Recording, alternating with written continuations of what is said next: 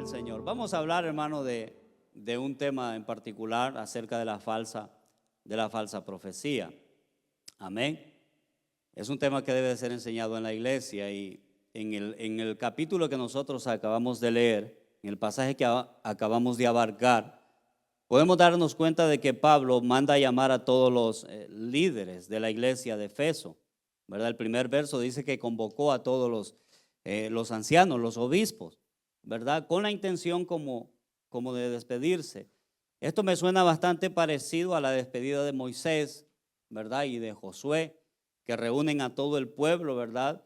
Con la misma intención que Pablo está reuniendo a estos obispos, que se mantengan íntegros delante de Dios, que no se desvíen para ningún lado de la doctrina que Él les ha enseñado, ¿verdad? Pero Él, ¿verdad?, reúne a estos hombres y no son la iglesia en general. Él no convoca a la iglesia, sino que convoca a los obispos. Lo vemos en el verso 17. Enviando pues desde Mileto a Efeso, hizo llamar a todos los ancianos de la iglesia. O sea que reunió a los principales líderes de la iglesia, ¿verdad?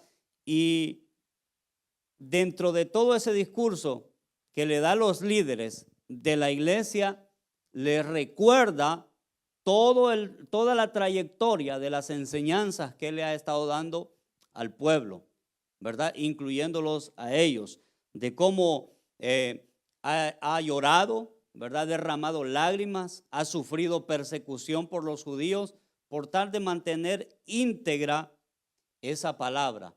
Y en el verso 20 dice: y como nada que fuese útil, he rehuido de anunciaros y enseñaros públicamente y por las casas. O sea, él está diciendo que no se reservó ninguna enseñanza, que todo se los hizo saber a ellos. Y en el verso 26 dice: por tanto, yo os protesto en este día de hoy que estoy limpio de la sangre de todos, porque no he rehuido anunciaros todo el consejo de Dios. Amén. Todo el consejo de Dios. Es importante que en una iglesia se reciba todo el consejo de Dios, aunque algunos temas parece que puedan ser irrelevantes o de poca importancia, pero es necesario darlos. Es necesario aplicarlos a la iglesia, ¿verdad? Por ahí hacemos el chiste de que para qué hablar de Leviatán, ¿verdad? O las genealogías. Si está escrito en la palabra, se debe de hablar de eso. El problema es cómo es que hablamos eso, ¿verdad? Porque el problema no es la palabra, el problema es cómo transmitimos la palabra de Dios. Porque si está escrito ahí es porque en algo debe de aplicarse a nuestra vida. En el libro de 2 de Timoteo 3:16 dice que toda la escritura es inspirada por Dios. Está hablando de la totalidad de la escritura. No está hablando por partes. Dice toda la escritura es inspirada por Dios y es útil para enseñar, para redarguir, para corregir en justicia, a fin de que el hombre de Dios sea perfecto y enteramente preparado para toda buena obra. O sea que de la escritura no se debe desechar absolutamente nada. Amén. En Romanos 15:4 dice: porque las cosas que se escribieron antes para nuestra enseñanza se escribieron. Interesante, ¿verdad? Porque las cosas que se escribieron antes para nuestra enseñanza se escribieron, a fin de que por la paciencia y la consolación de las escrituras tengamos esperanza. O sea que nosotros debemos de transmitir este mensaje tal como Pablo lo hizo en su debido momento, ¿verdad? Con esta iglesia de Efeso. Y en 2 de Timoteo 2:14 dice: recordarles esto, exhortándoles delante del Señor a que no contiendan sobre palabras, las cuales para nada aprovechan, sino que es para perdición de los oyentes. Es decir, que yo puedo estar predicando, pero quizás mi predicación no sirve para nada, aunque esté hablando de Dios. Porque la palabra de Dios tiene su aplicación. No solo es por predicar, no solo es por hablar, ¿verdad? Puedo convertir la palabra de Dios incluso en una discusión sin fin. ¿Se han fijado que a veces se entran en discusiones que no llevan para ningún lugar? Eso no edifica en lo absoluto. Entonces, si la cosa lleva ese rumbo, mejor abortar de ahí, porque no tiene ningún beneficio espiritual. Si no se usa bien, puede ser irritante las palabras, ¿verdad? Pues que las palabras no solo tienen un poder por su significado, sino por cómo se dicen, ¿verdad? Y en dónde se aplica el mensaje. Amén. Así que toda la escritura tiene un mensaje, ¿verdad?, central. Y toda la escritura tiene una aplicación para nuestras vidas. Aquí los que debemos de estar preparados somos los que damos la palabra, ¿verdad? No anunciar la palabra así por anunciarla, sino que aplicarla a la congregación para beneficio y crecimiento espiritual de la iglesia, ¿verdad? Por eso Pablo le dice a Timoteo: procura con diligencia presentarte a Dios aprobado, como obrero de que no tiene que avergonzarse, y dice que usa bien la palabra de verdad. O sea que puede tener un mal uso también, que usa bien la palabra de verdad. De hecho, la palabra dice de sí misma que es una espada de doble filo, ¿verdad? O sea que puede servir para defenderse, pero también puede servir para herirse uno mismo, ¿verdad? Así que tenemos que tener cuidado, más evita profanas y vanas palabrerías, porque conducirán más y más a la impiedad. ¿Por qué digo todo esto, hermano? Porque la palabra completa, ¿verdad?, tiene una edificación para la iglesia. Y Pablo le recuerda a estos ancianos de Efeso, ¿verdad? No sabemos, la Biblia no menciona si eran 10, probablemente solo eran 3 o 4, pero el detalle es que él los reúne para pedirles fidelidad, pedirles integridad, porque a partir de ahí él ya no iba a estar con ellos. De hecho, el pasaje declara que él va a un viaje a Jerusalén, y al final de esos versos él dice: no me van a ver más. O sea, esta es una despedida. Aquí no nos volvemos a ver. Es como cuando la autoridad de la casa se va y le dice al que sigue, ¿verdad?, al hijo mayor: bueno, te encargo la casa, encárgate de los pequeñitos, mira que no vayan a pelear y todo eso, porque se va de viaje, ¿verdad? Así prácticamente estaba Pablo con estos ancianos, y lo que él le pide, hermano, es que se mantenga íntegro delante de Dios, ¿verdad? Así que todas las enseñanzas que él ha dado son importantes, ¿verdad? Siempre y cuando las enseñanzas apunten a Cristo Jesús y a la edificación de la iglesia, es necesario darla. No importa si es, ¿verdad?, el Leviatán. Amén. Dicho esto, hermano, debo de enseñar acerca de la falsa profecía, porque la iglesia está llamada a meditar en este tema. En el libro de Tesalonicenses 5:20, con el cual empecé este tema, dice: no menospreciéis la profecía. A mí me llama la atención esta palabra, menosprecio, ¿verdad? Porque podría ser que otra línea de mensaje sea más apetitosa. De hecho, incluso para nosotros los que predicamos. A mí me gusta más predicar de la fe. Dice Jairo que es uno de mis temas favoritos, ¿verdad? Porque siento que me desenvuelvo más por ahí. Pero es necesario hablar de la profecía. No podemos menospreciar de ninguna manera este tema, ¿verdad? De hecho, hay bendición si meditamos en la profecía. Lo dice el libro de Apocalipsis capítulo 1 verso 3. Bienaventurado el que lee y los que oyen. No solo leer, sino oír. O sea que ustedes están siendo bendecidos, hermanos, si están oyendo, ¿verdad? Si no están oyendo, se perdió la bendición.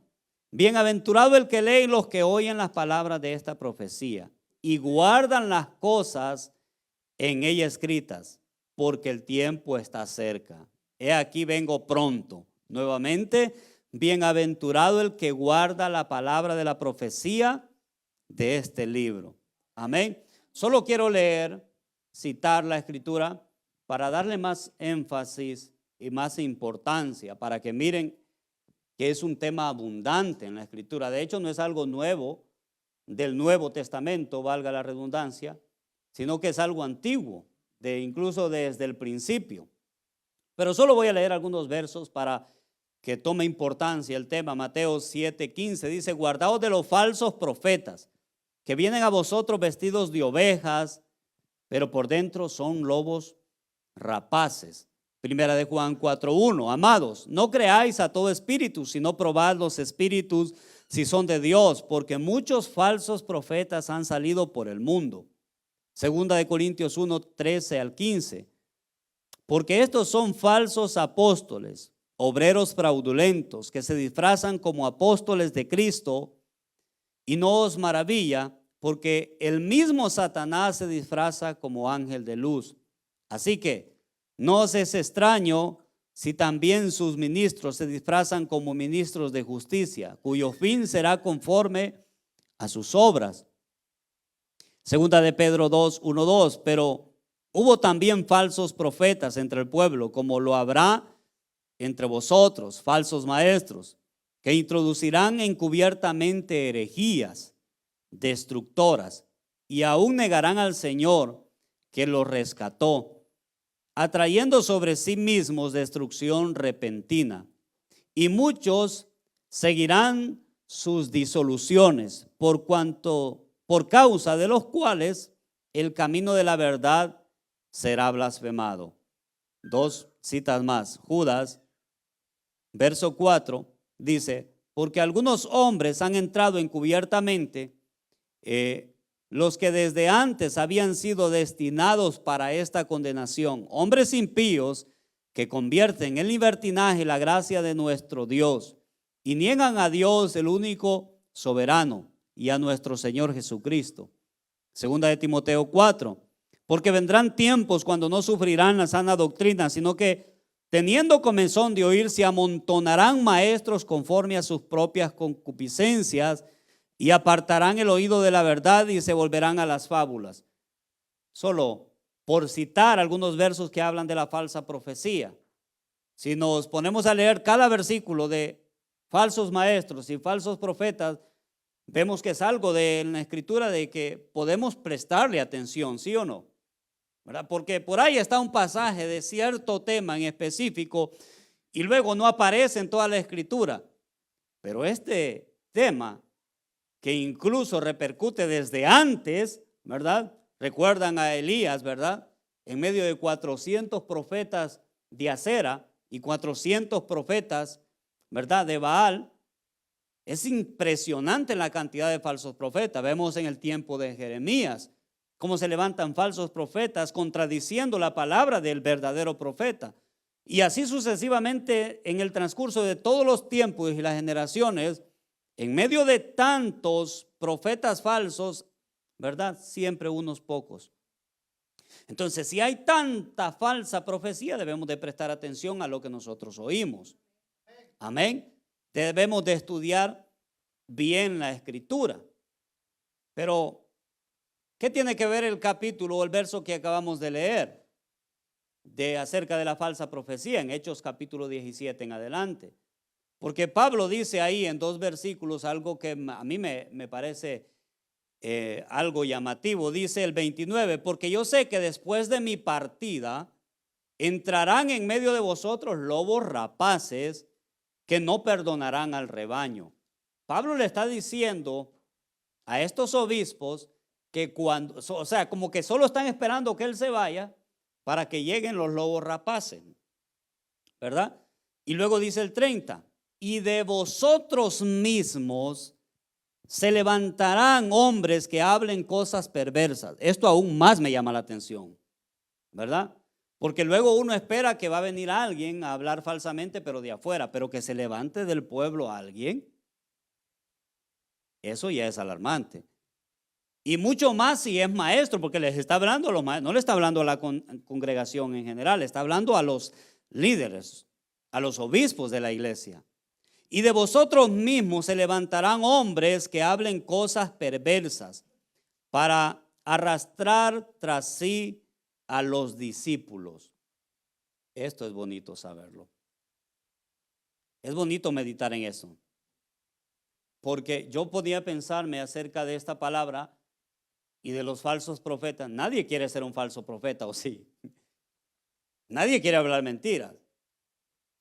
Ni los falsos quieren ser falsos. Ellos se sienten verdaderos.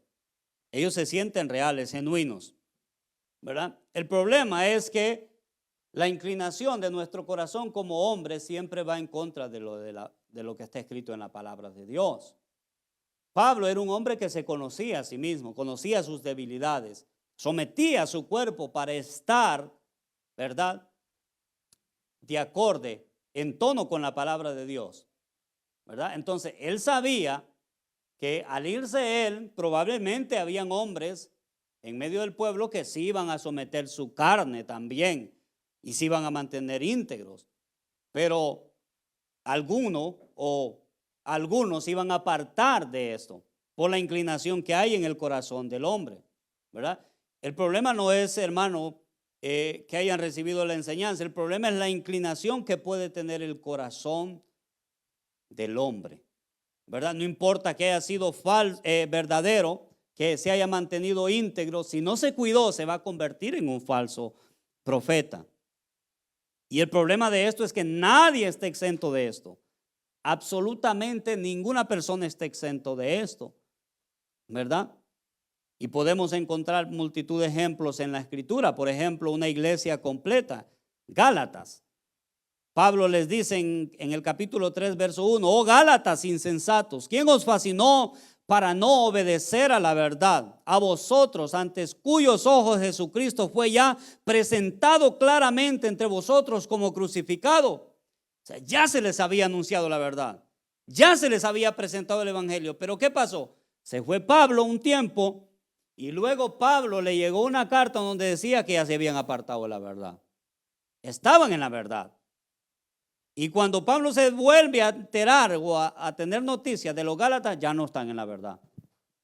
Entonces, tendemos a apartarnos, no porque nosotros queramos, sino por la inclinación que hay dentro de nuestro corazón. Y como dije antes, nadie quiere estar mal. Nadie quiere estar mal.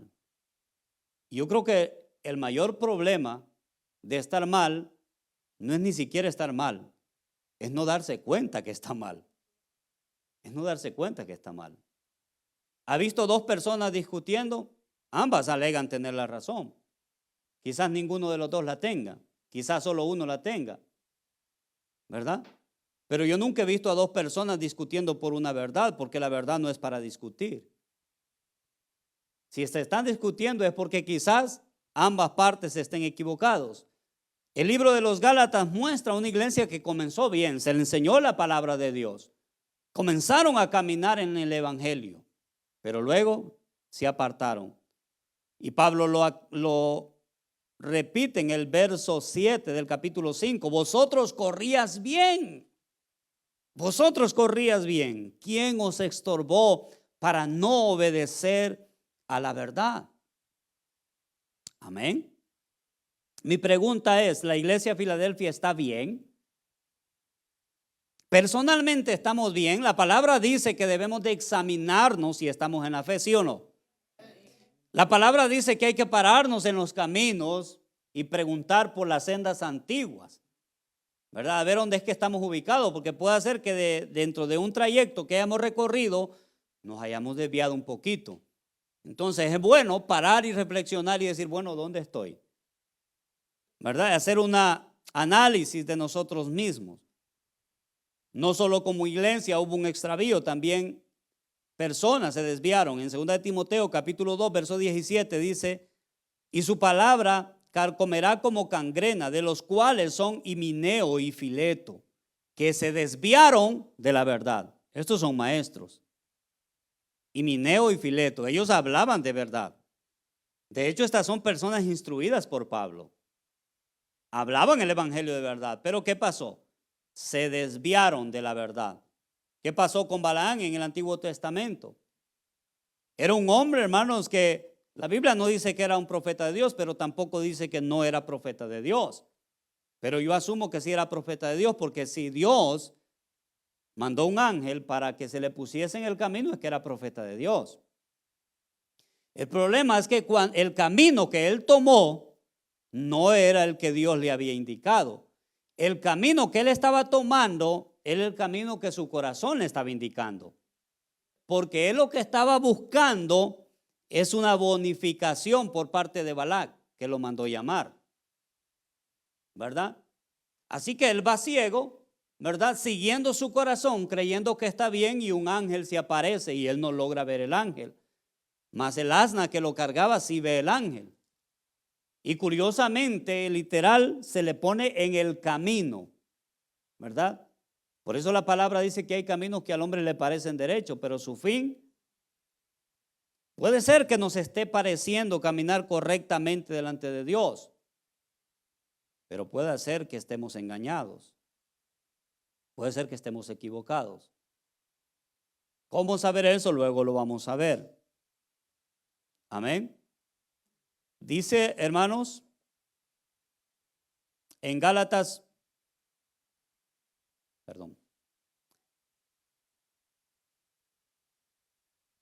esto de extraviarse o de apartarse o de apostatar, como se le llama en la Escritura, no es algo previamente planificado. Es decir, como yo, ¿verdad? Que soy pastor y digo de repente en mi casa, me voy a apartar de la verdad. Voy a empezar a anunciar, a partir de este fin de semana, voy a desviarme. No, esto no es algo planificado. Esto es algo que se va dando gradualmente. Esto es algo que uno no se va dando cuenta. Es como cuando te pones a bañar en el mar, ¿verdad? Que las olas te hacen así, ¿verdad? No sabes si avanza más para allá o más para acá, pero cuando acuerdas estás bien adentro. Así también son los caminos del Señor, el cual Dios nos manda estar atentos y alerta, porque no sabemos dónde podemos ir a parar, ¿verdad? Pablo se pone como ejemplo a él mismo, hermano. Yo creo que Pablo tiene las credenciales de ser un apóstol de Jesucristo.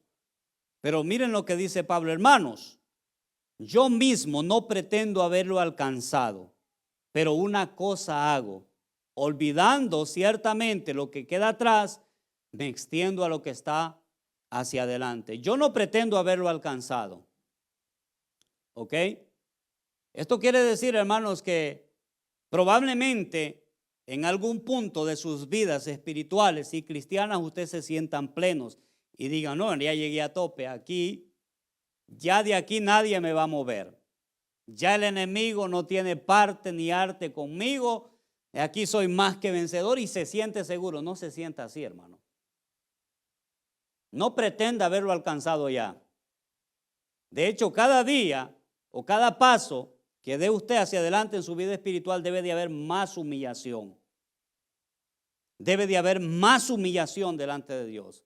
Porque cada paso que da hacia adelante en lo espiritual, ese paso es una amenaza para el mundo de las tinieblas. Y más fuerte se le va a venir. Entonces, hermano, no pretenda haberlo alcanzado. Yo veo muchas personas que como que ya son ángeles, hermano. Como que ya andan en un nivel, ¿verdad? Como dicen aquellos, ya andan en otra dimensión de gloria. Qué mentira del diablo, hermano, eso. ¿Cuál dimensión, hermano? Si la dimensión que Dios quiere es nuestra humillación, hermano. Nuestra humildad, nuestro sometimiento, hermano, cada día. Eso es lo que Dios quiere de nosotros. ¿Qué nivel de gloria, hermano? No hay nivel de gloria, ¿verdad? Pablo se pone, por ejemplo, y también en 1 Corintios 9:27 dice, así que yo de esta manera corro, no como a la aventura, de esta manera peleo, no como quien golpea el aire, sino que golpeo mi cuerpo y lo pongo en servidumbre. Y miren qué curioso, no sea que habiendo sido heraldo, habiendo sido alguien que anuncie a Cristo, para otros yo mismo vengo a ser eliminado. Increíble, ¿verdad? Yo creo que este versículo nos muestra, hermano, y nos da la razón de por qué tantos ministros se apartan de la verdad, o tantos cristianos, por decirlo de una manera general. Porque creyeron estar en un nivel espiritual más alto, y más alta fue su caída. Más alto fue su perdición, hermano. Pablo dice, no sea que habiendo sido heraldo para otros, imagínense que otros se salven y usted venga a ser descalificado, hermano. Eso es triste. Eso es triste. Así que todos podemos desviarnos si no estamos alertas. Y nadie quiere estar equivocado. Todos queremos estar en la verdad. Amén. Todos queremos estar en la verdad. Y todas las personas que están en la mentira, que creen que están en la verdad, aún en el cielo van a creer que están en la verdad. Cuando se presenten delante de Dios y le digan a Dios, Señor, pero en tu nombre echamos fuera demonios, eso es creer todavía que están en la verdad. Imagínense llegar hasta el cielo y todavía estar engañado. En tu nombre echamos fuera demonios, en tu nombre hicimos esto, en tu nombre. Apartaos de mí, hacedores de maldad, le va a decir al Señor. Apartaos de mí. En Gálatas 1:10, 1:8, mas si aún nosotros, miren, esto a mí me llama la atención bastante, mas si aún nosotros o un ángel del cielo os anunciare otro evangelio diferente del que os hemos anunciado, sea anatema. Esto es algo llamativo. Mas si aún nosotros, está hablando Pablo, porque está hablando en nombre de los apóstoles ahí. Acuérdese el tiempo en que fue escrita la palabra de Dios. Amén.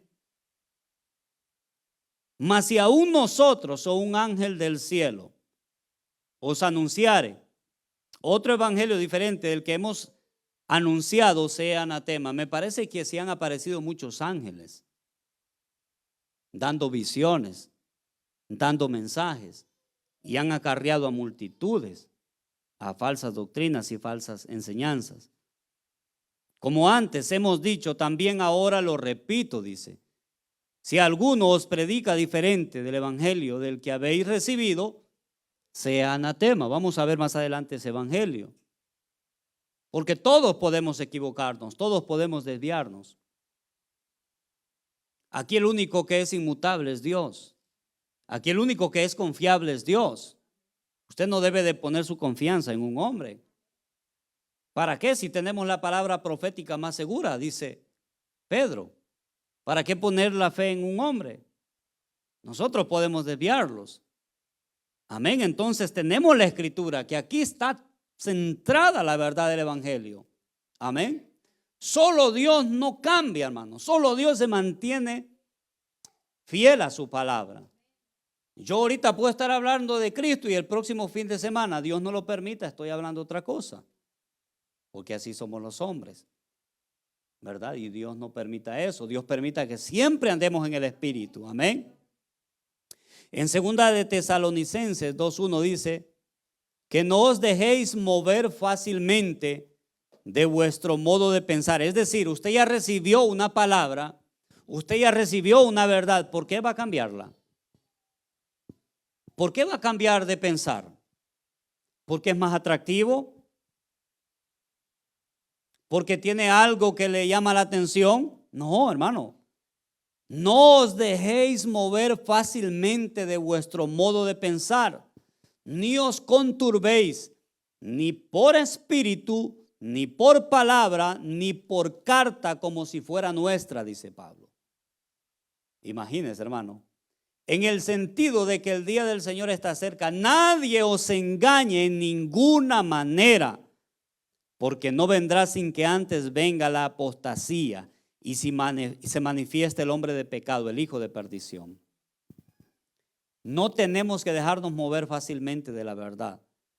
Y habla algo de profecía aquí, que vendrá la apostasía. La apostasía es apartarse de la verdad de Dios. Eso es apostasía. Irse de la verdad y adoptar la mentira. Y como les digo, no es algo que es premeditado en nuestros corazones, es algo que se va dando, ¿verdad?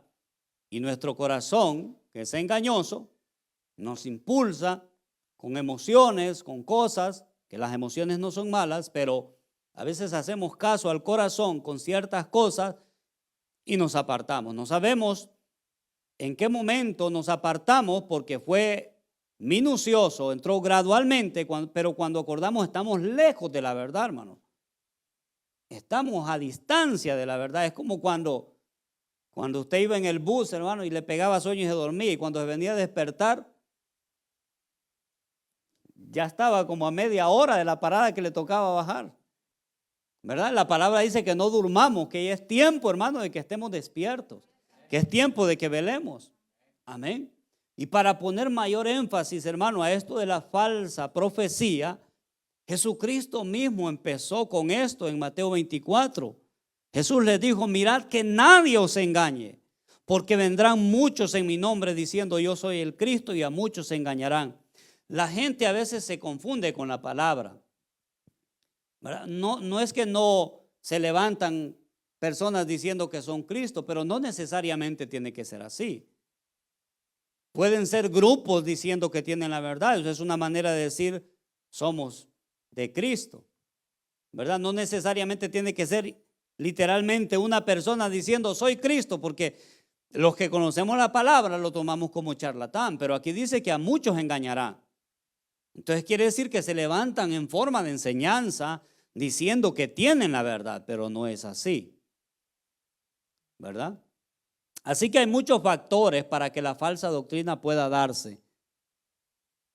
Y ya vimos que no es algo, ¿verdad?, que se da de un solo. O quizás puede darse el caso de que Satanás tenga un proyecto con una iglesia y mande a alguien específico para derrocar a una iglesia.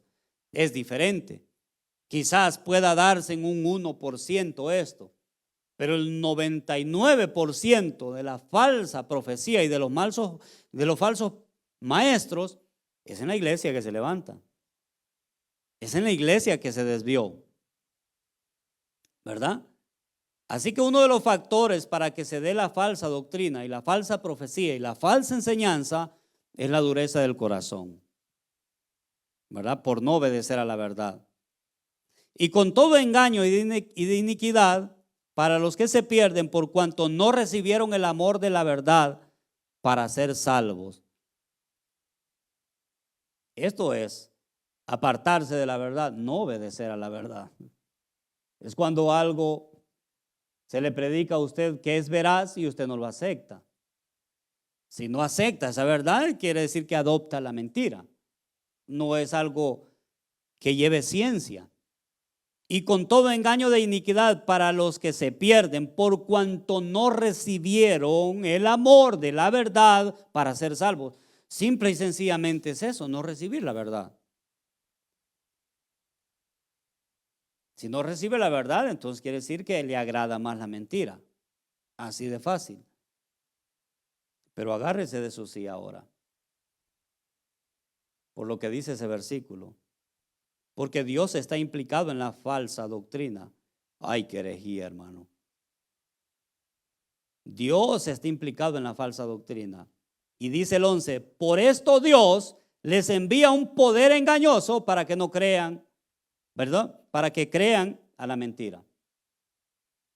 Ay, Dios mío. Yo creí que esto era del diablo. La dureza del corazón puede ser un factor para que Dios te mantenga engañado también.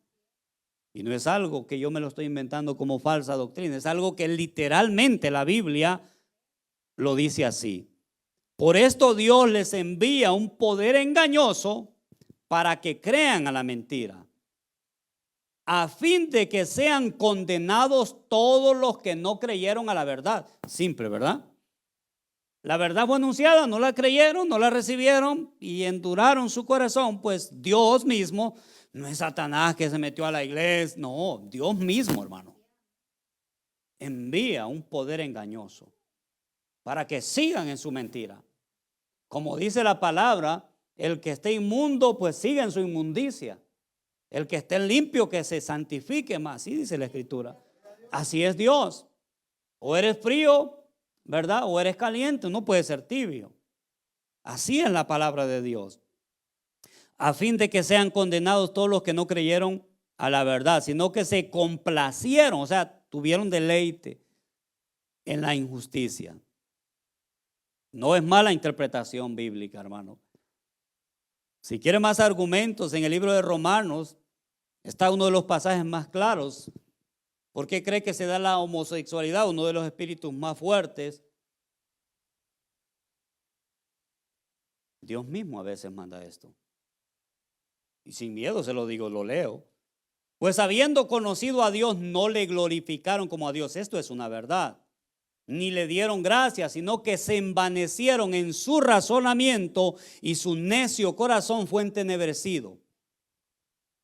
Ok, ¿y qué pasa? Profesaron ser sabios y se hicieron necios. Cambiaron la gloria de Dios incorruptible en semejanza de imagen de hombre corruptible, de aves, de cuadrúpedos y reptiles. Por lo cual Dios los entregó a la inmundicia. No es que Dios los anda haciendo así, no, Dios los entregó. Tampoco malinterprete. A la inmundicia, en las concupiscencias de sus corazones, de modo que deshonraron entre sí sus propios cuerpos.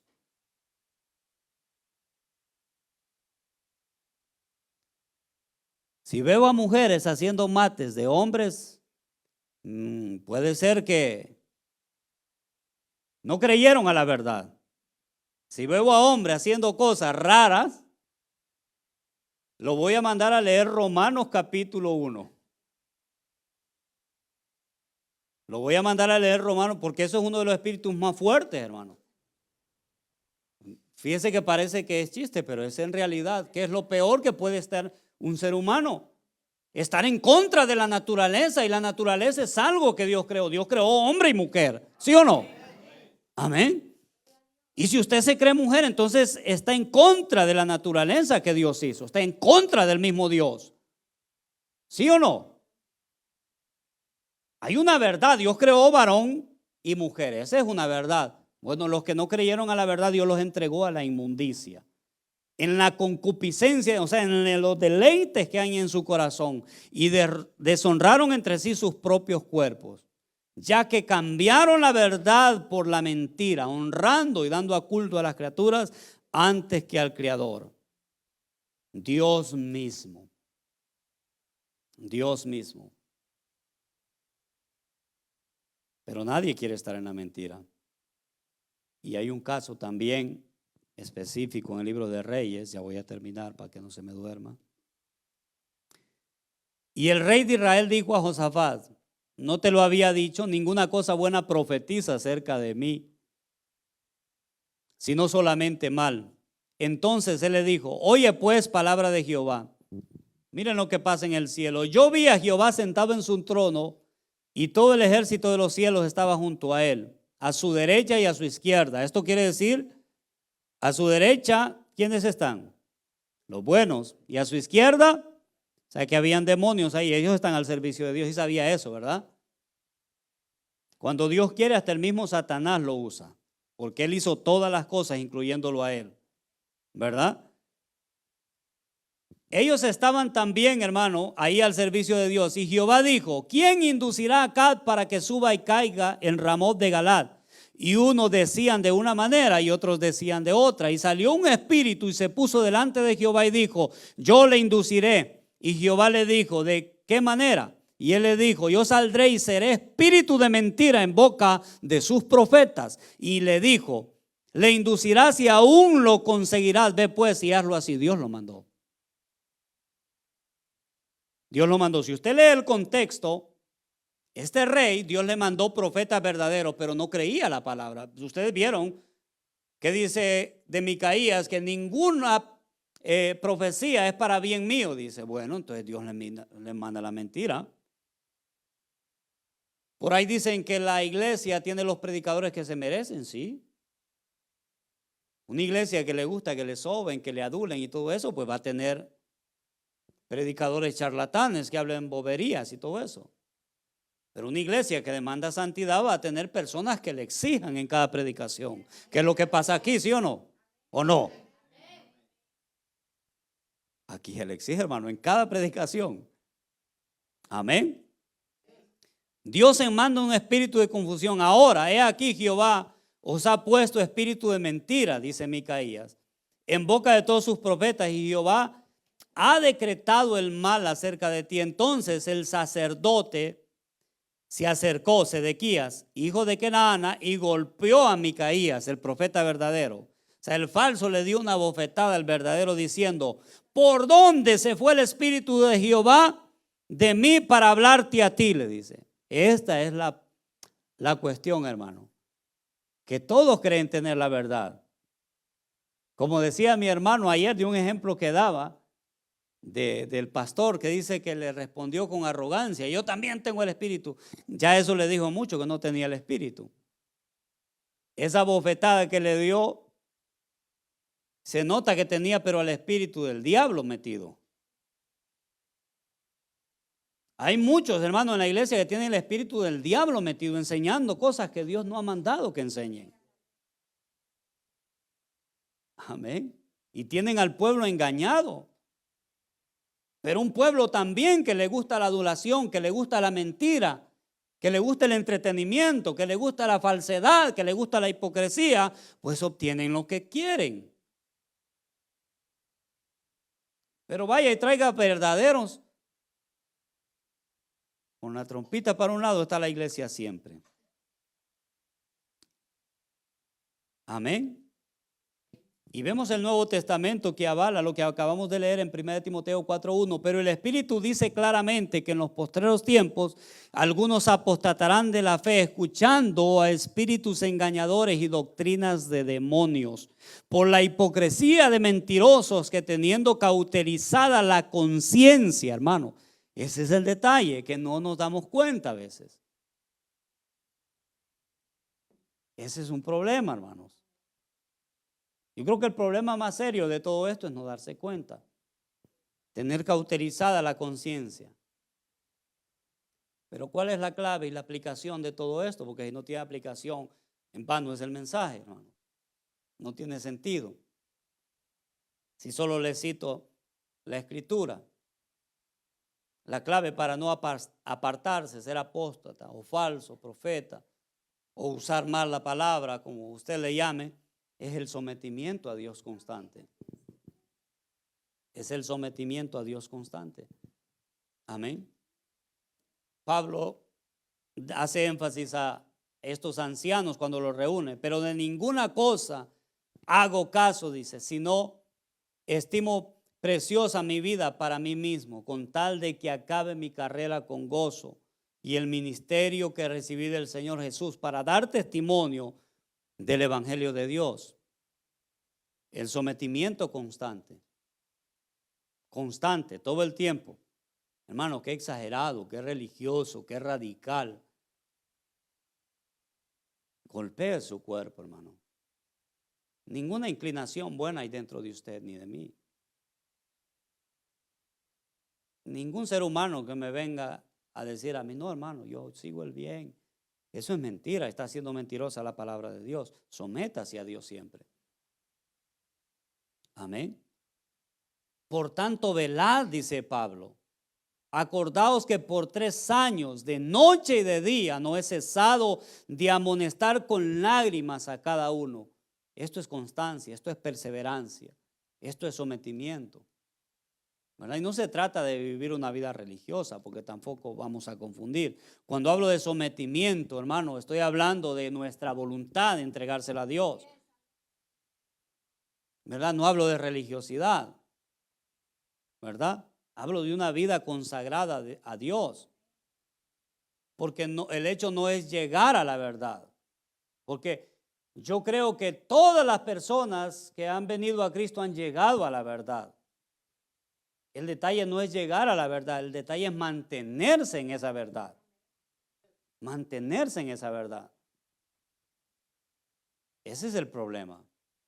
Mantenerse en esa verdad.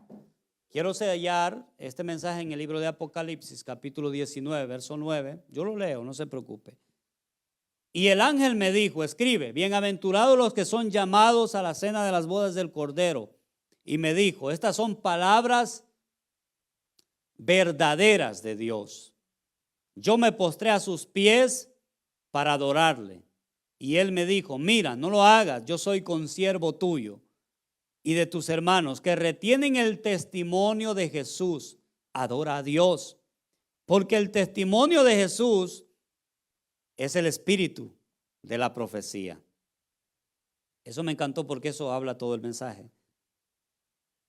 Porque el testimonio de Jesús es el espíritu de la profecía, el núcleo, el centro, el punto central de la profecía es Cristo. Pero aquí dice el testimonio de Jesús. Y cuando se refiere al testimonio, hay dos aspectos del testimonio. Uno es el verbal, o sea, todo lo que Jesucristo dijo, eso es profecía. Y todo lo que Cristo vivió también es testimonio, ¿verdad? O sea que el testimonio usted lo vive de dos maneras.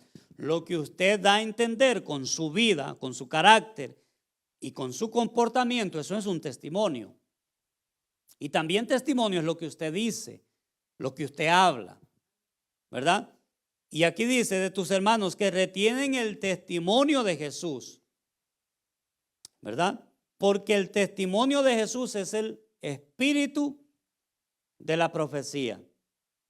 ¿Cómo una iglesia está atenta a la profecía? ¿Cómo una iglesia es profética? Viviendo la vida que Jesús vivió, andando en las palabras que Jesús habló. Es todo. Amén. Démosle un fuerte aplauso a Jesús.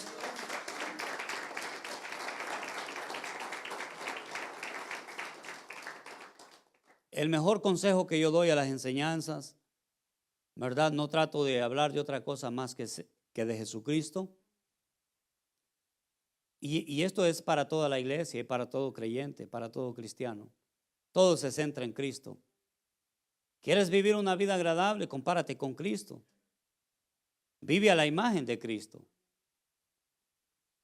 Mira en la Escritura lo que Cristo dijo, lo que Cristo hizo, cómo Cristo habló, cómo Cristo se comportó, y vas a tener una vida íntegra. Siempre, siempre, siempre, siempre. Nunca vas a hablar falsamente. Siempre te vas a mantener en la verdad. Amén. Y espero, hermano, que conozcan verdaderamente la verdad y esa verdad nos haga libres. Amén. Póngase en pie.